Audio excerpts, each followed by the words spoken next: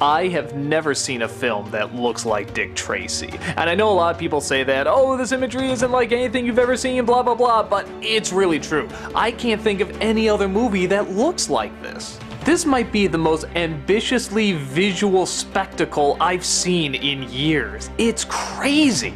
The colors, the designs, the costumes, the makeup, it's totally insane. Which is why it really sucks that I can't remember a single friggin' thing about it. Is it that the visuals were so good it distracted from the rest of the story? Or is it that the story wasn't really that hot to begin with?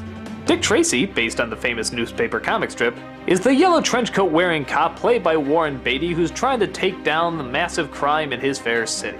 His arch nemesis, Big Boy, played by Al Pacino, is the yelling and screaming mob gangster who constantly wants to put him out of his way. He comes across a kid simply named Kid, a singer named Breathless Mahoney played by Madonna, and all sorts of weird and literally colorful characters that constantly want to kill him. There's Flat Top Babyface, the Blank, they only get crazier and crazier. Okay, so the basic story is good guy versus bad guy, has cute kid sidekick, has a femme fatale, all the classic stuff you usually see in a lot of film noirs and so on.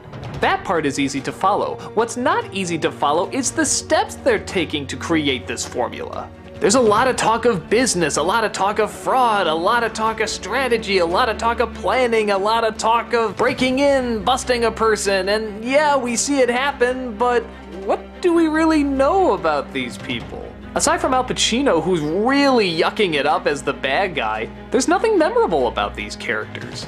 Warren Beatty is a tough cop, and that's about it. Madonna is the hot singer, and that's about it. The wisecracking kid's a wisecracking kid, and that's about it. You get where I'm going with this? Hearing them talk is not very riveting, and it's constantly being distracted by how incredible the backgrounds are. When the action finally does start, it looks pretty cool, but what do I care if any of these people get axed off? A part of me kind of respects that they're trying to take such a cartoonily silly looking film so seriously, but on the other hand, I just wish it could have been more interesting.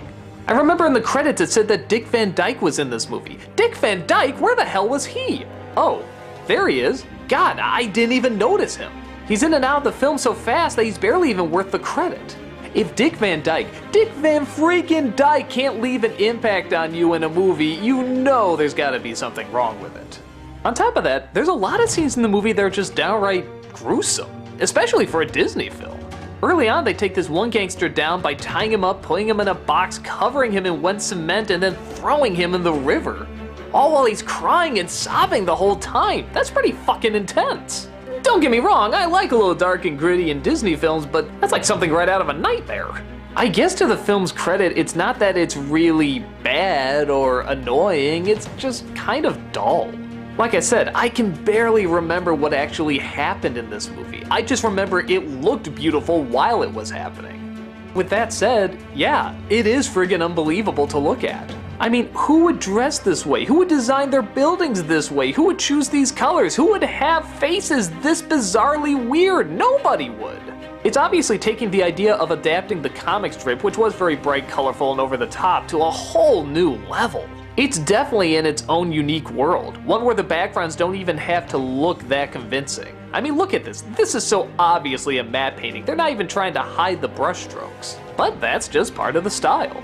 It all looks phony, but in the same way that a puppeteer holding a puppet you know is phony, but you don't care. It's just so well done that you enjoy every second of it. So I'm kind of torn on the movie. On the one hand, I'm glad I saw it, if for any other reason, just to see it. But on the other hand, yeah, why couldn't they make the story more interesting? Why couldn't they flesh out the characters more? Why couldn't they be a lot more fun? Like I said, Pacino's great, but everyone else is just so phoned in and standard. Just because they look distinct doesn't mean they act distinct. I remember the makeup and the layout much more than I remember anything else in this film, and that's really a shame. If this did have a memorable story and characters, maybe it could be like one of the great film noirs. A film that plays to incredibly heavy shadows, but also somehow incredibly heavy colors. It could have been sort of this one-of-a-kind masterpiece. But as is, it's really just a style over substance movie.